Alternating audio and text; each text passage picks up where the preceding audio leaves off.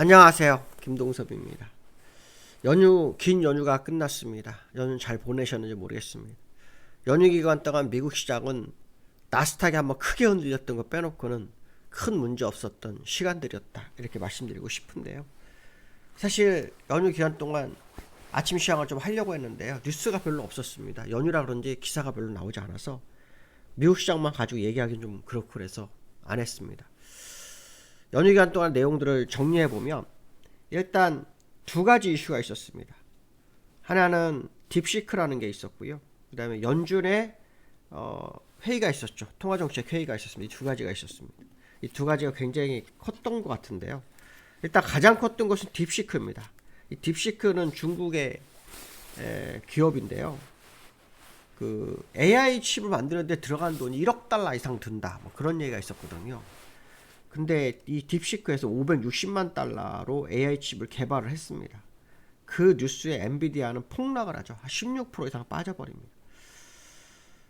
시장에서는 어떤 평가를 했냐면요. 엔비디아의 독주 시대는 끝났다. 이렇게 얘기를 했고요. 그러면서 ASML 같은 경우에는 굿뉴스다. AI 단가가 낮아져야 한다. 뭐 이렇게 나왔습니다. 오늘 이제 엔비디아 때문에 하이닉스의 움직임이 되게 중요하겠죠. 왜냐면 엔비디아의 독점적 납품을 하고 있는 하이닉스가 혹시라도 시장에 영향을 미치는지 이걸 봐야 되겠죠. 근데 시장 일각에서는 딥시크 때문에 삼성전자에도 기회가 있을 거다. 뭐 그런 얘기도 좀 있는데요. 한번 지켜봐야 될 것 같습니다. 이 딥시크 때문에 범용 반도체 전체적으로 뭐 수출 규제 뭐 이런 얘기도 좀 있는 상황입니다. 특히 미국에서는 반도체에 대한 보조금을 작년에 바이든이 서명하고 끝냈죠. 근데 지금 그 트럼프는 그거를 다시 중단하려고 하는 그런 뉴스도 있습니다. 그래서 오늘 우리나라 1, 2등인 삼성전자와 하이닉스의 움직임을 좀 봐야 되는 그런 상황이고요.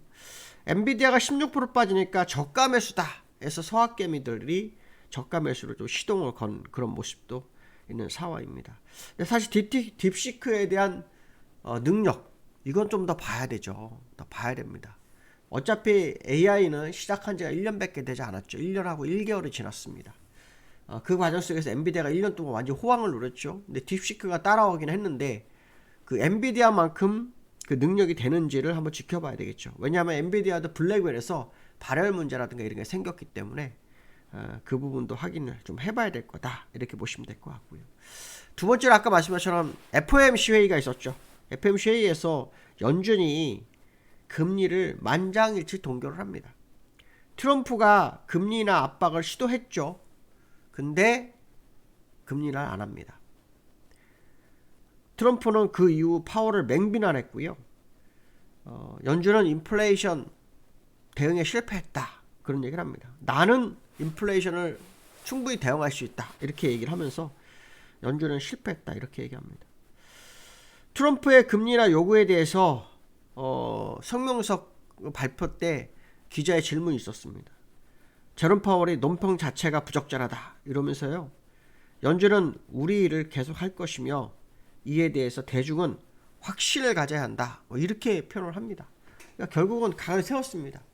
트럼프가 예전에 제롬 파월한테 그랬죠. 대통령이 되면 임기가 더 이상 진행되지 못할 거라는 식으로 그렇죠? 얘기를 했었습니다.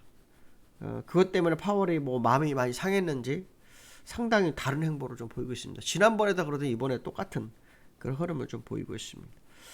그 다음에 미국에서는 4분기 미국 GDP 증가율이 발표됐습니다. 2.8% 하는데요. 2023년도, 그러니까 전년도, 그러니까 지금 2025년도고요. 2024년도, 그러니까 4분기가 2.8%인데 전년도 2023년도에는 2.9였습니다. 근데 그보다 못 미쳤다 그래서 시장을 약간 흔드는 장 초반의 흐름이 좀 있었는데 막판에 살려내고 끝나는 시장의 모습이 있었습니다. 미국 시장은 오늘 마지막 날, 그러니까 우리나라 연휴 마지막 날이죠. 그날 마이크로소프트사가 6% 넘게 빠집니다. 그것이 미국 시장을 좀 흔들었는데요. 클라우드 부분 매출이 255억 4천만 달러가 나왔습니다. 예상을 완전 못 미치는 그런 모습이 나왔고요. 클라우드 서비스 둔화 우려가 예상되고 있는 그런 흐름이 나옵니다. 그로 인해서 시장이 무너졌지만 테슬라라든가 이런 종목들이 시장을 좀 반전으로 이끄는 그런 상황이었습니다. 어쨌든 중요한 것은 뭐냐면 이번 연휴 기간 동안 미국 시장의 완톱이었던 엔비디아가 밀렸다는 겁니다. 이게 좀 문제가 되고요. 그게 이제 우리나라 시장에 오늘 영향을 미치는지. 지수상으로는 나스닥이 3%가 빠졌다가 한 1.5 절반 정도 되돌리고 끝났습니다. 나스닥은 기술주들이 많죠. 그 기술주 영향을 우리나라가 오늘 받는지를 좀 보셔야 될 것 같고요. 그게 만약에 받는다면 조금 흔들릴 수 있습니다. 그렇지 않다면 큰 문제 없을 거다 이런 해석도 하겠죠. 특히 이 필라델피아 반도체 지수가 많이 빠졌습니다. 필라델피아 반도체가 거의 뭐 9% 넘게 빠졌죠. 그러니까 엔비디아 영향이 컸던 거고 이게 반등해주면서 이거는 문제 엔비디아 반등 때문에 나온 거다 이렇게 보시면 될 것 같고요. 그 다음에 지금 보시면 다우의 차트를 좀 보시면 다우는 그냥 올랐습니다. 다우는 올랐습니다. 제가 아마 그 얘기를 했을 거예요. 기술적으로 요 정도까지 와서 분산을 또 할 수 있다. 기억하시는지 모르겠어요. 그때 우리나라는 별도의 움직임이 좀 있을 수 있다. 그런 얘기를 제가 여러 번 했는데 현재 이제 분산 과정이 이제 봐야 됩니다. 그 다음에 나스닥도 마찬가지죠. 나스닥도 여기까지 왔습니다. 그렇죠? 딱 고점까지 분산 작업하는 자리까지 왔다가 밀렸다가 다시 올라오고 있거든요. 그러니까 이 부분을 보면 이제 분산이 맞을 확률을 좀 열어두고 봐야 되겠죠. 더 갈지는 모르겠습니다. 제가 뭐 주말에 나온 뉴스들을 좀 이렇게 좀 올려드렸었는데 거기에 보시면 뭐 올해 고점이고 조정 가능성 얘기가 좀 있습니다.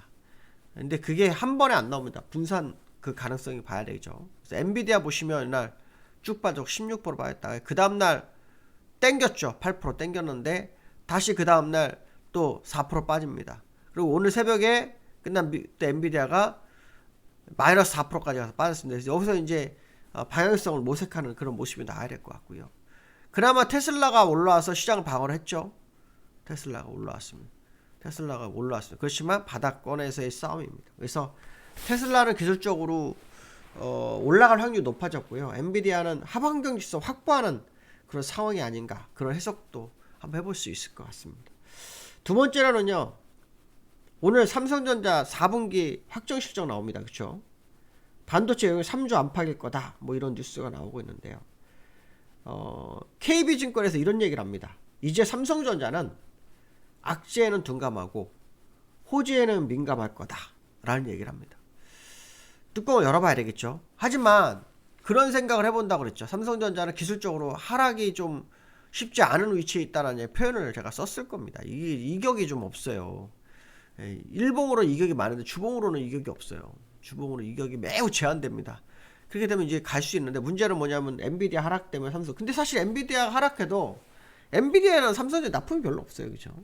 오히려 중국 쪽이나 이런 쪽이죠. 물론 뭐 트럼프가 중국 규제, 관세 뭐 이런 것 때문에 반도체 규제가 올 수도 있기 때문에 그 불안감이 있긴 하고 또 보조금도 중단 뭐 가능성 뭐 이런 얘기가 있어서 좀 어렵긴 한데 어려울 수 있는 부분이 있지만 일단 엔비디아하고는 거리감이 있을 수 있기 때문에 삼성전자가 오늘 버티는지도 한번 지켜볼 필요성이 있겠다. 뭐 그런 얘기를 해드리고 싶은데요.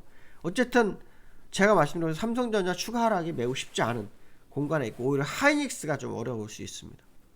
하이닉스가 오히려 그 엔비디아 납품을 많이 했었기 때문에 오늘 하이닉스가 시장에 영향을 좀 미치는지 좀 보셔야 될 것 같고요.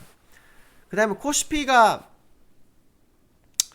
1월달에 전 세계에서 가장 강했습니다. 거의 코스피가 1월달에 가장 강했어요. 월봉 장대 양봉인데 오늘이 이제 월봉 완성하는 날이죠. 오늘 양봉을 세워주는지 봐야 됩니다. 이제 하락 출발이 예상이 됩니다. 근데 작년 10월부터 월 마지막 날은 꼭 하락했습니다. 그래서 시장을 좀 흔들었던 그 모습이 있는데요. 오늘 종가상이 중요합니다. 종가상으로 얼마나 올라오는지 한번 지켜보셔야 될 것 같습니다. 저는 지금 마이너스 0.9% 하락 출발하는데요.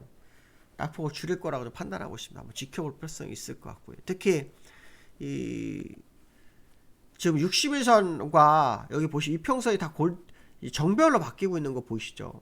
5일선, 20일선, 60일선. 그래서 이렇게 정별로 바뀔 때 갑자기 급락해가지고 방향 확 바꾸는 경우는 없습니다. 눌러도 뭐 20일선까지 눌렀다가 다시 올라오거나 그런 상황이 연출될 수 있죠. 아니면 아무 상관없이 장 초반에는 미국 그 나스닥 영향으로 약간 밀렸다가 출발하지만 결국 뭐 플러스로 간다든가 뭐 이런 식의 흐름도 있을 수 있습니다. 그래서 또 오늘 그 마지막 날이다 보니까 월봉을 완성하고자 하는 어떤 그런 모습이 있을 수 있기 때문에 이러한 흐름을 좀 한번 지켜보는 하루가 되어야 되겠다. 이렇게 말씀드리고 싶습니다. 오늘 여기까지 하겠습니다. 감사합니다.